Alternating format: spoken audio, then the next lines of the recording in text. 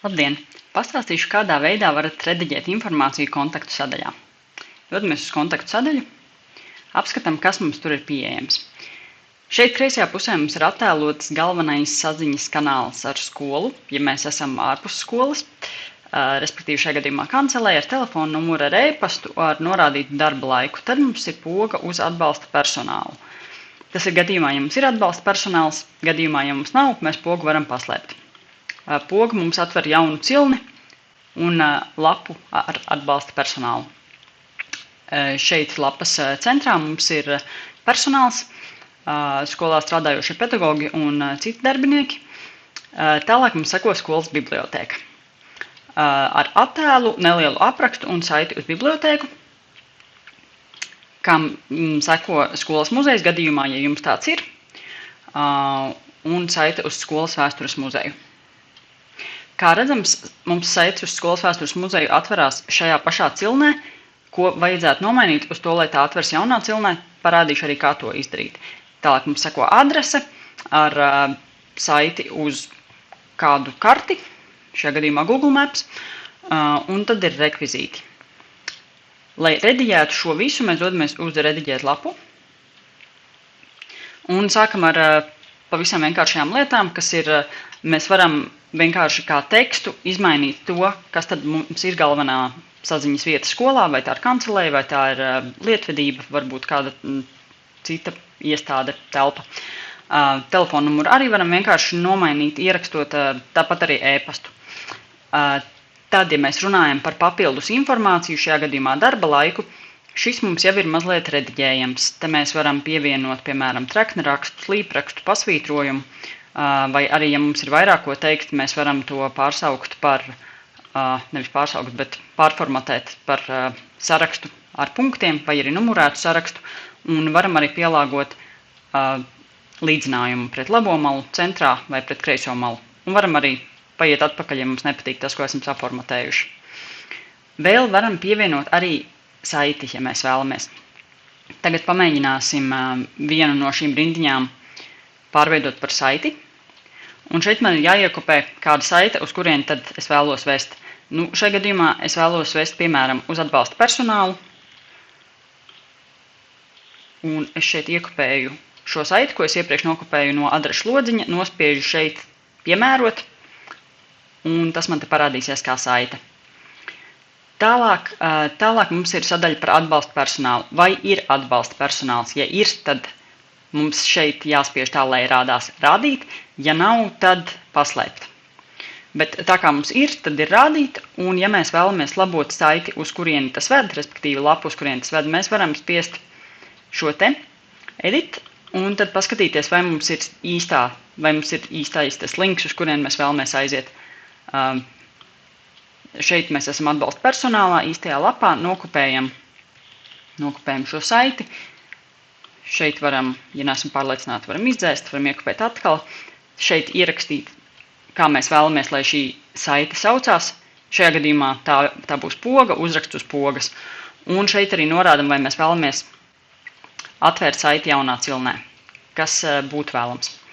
Uzspiežam update. Lūk. Tad tālāk personāls. Nevis atbalsta, bet vienkārši viss personāls, kas bija uzskaitīts, tās mums ir cilvēku kartiņas, kuras mēs jau iemācījāmies izveidot. Un šeit mēs varam pievienot vai arī noņemt darbiniekus, kas mums strādā skolā. Piemēram, es tagad sākšu meklēt Anna. Atrodu Anna Bērziņa, teiksim, Anna Bērziņa es vēlos pievienot, bet Elzu Zariņu es vēlos noņemt. Un tad tā tas arī paliek. Tālāk mums seko satura bloki, respektīvi skolas bibliotēka ir viens no satura blokiem. Un šeit virsraksts mēs varam to pārsaukt, varam nosaukt kaut kā citādāk, ja tam ir kāds cits nosaukums piemērotāks. Aprakstu vienkārši ievietojam kā tekstu, šoreiz bez formatēšanas. Un šeit arī līdzīgi kā iepriekš mums seko saite, kur mēs varam pārliecināties, vai mums tā ir īstā saita, respektīvi atveram to lapu, uz kuru mēs vēlamies vest. Iekopējam, pārliecinamies, ka ir atvērta saite jaunā cilnē, update. Šīm saitēm principā vajadzētu būt kārtībā, bet ja nu gadījumā kādreiz manam, ka kaut kas neved tur, kur vajag, tad tas ir veids, kā to var izlabot. Tālāk mums seko foto. Ar foto mēs varam darīt divas lietas. Viens ir, mēs varam šo noņemt, vai arī mēs varam to labot. Šajā gadījumā paskatīsimies, ko mēs varam labot. Mēs varam izlabot alternatīvo tekstu, kas mums ir, kā jau iepriekš minēts, svarīgi gadījumā, ja tiek izmantots ekrāna lasītājs, vai arī, ja attēls neielādēs kādu iemeslu dēļ, vai arī mēs varam šeit spiest labot attēlu, un te var veikt dažas manipulācijas, piemēram, apvērst horizontāli, dabūt spoguļu attēlu, apvērst vertikāli, labi, paliksim pie apvērst horizontāli. Šeit ir iespēja strādāt arī ar mērogiem, bet tas nav iesakāms, jo tad attēlam samazinās kvalitāti. Faktiski šis attēls jau ir iepriekš izmēģinājuma kārtā, tam ir mainīts mērogs, tāpēc es tagad vēlos uzlikt jaunu attēlu, kuram es neesmu izmainījuši šo mērogu, tāpēc es tagad spiežu uz krustiņa, un tad šīs attēls tiek noņemts, un es gribu pielikt jaunu attēlu, spiežu uz pogas Add Image. Un tad es varu izvēlēties vai nu attēlu, kas man jau ir augšu pielādēts bibliotēkā, datņu bibliotēkā, vai arī augšu pielādēt failus no mana datora.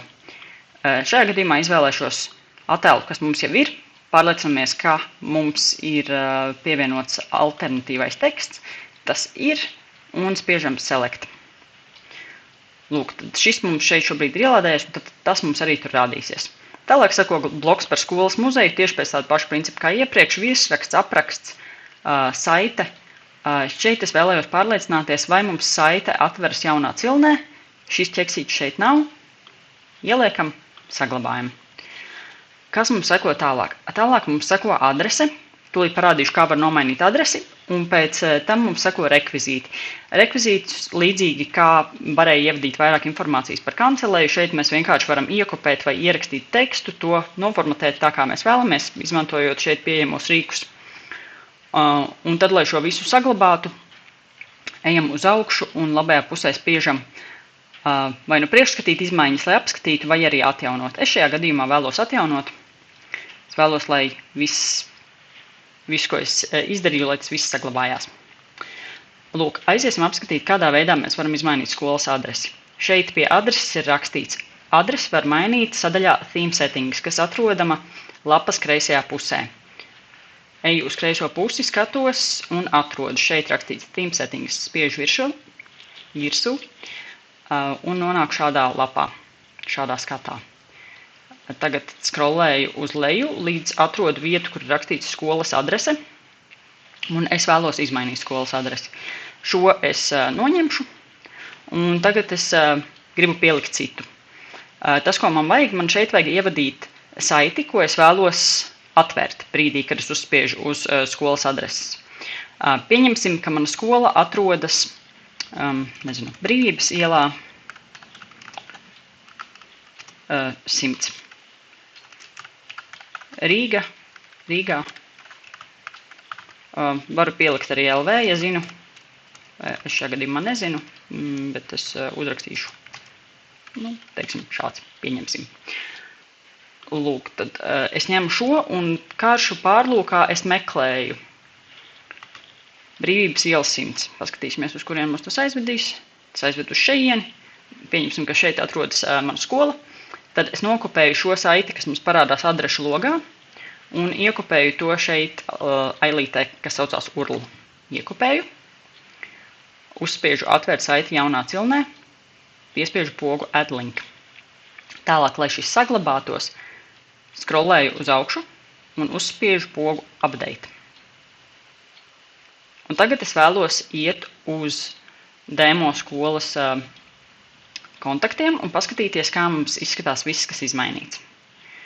Lūk, šeit var redzēt, ka tās, kas iepriekš bija pusdienu pārtraukums, tagad ir saite. Ja mēs to uzspiežam, tad tas aizved uz atbalsta personālu. Tā, paejam atpakaļ. To vajadzēs nomainīt, jo mums tur nevajag tādu saiti. Labi, tālāk ejam tālāk, ko mēs te vēl nomainījām.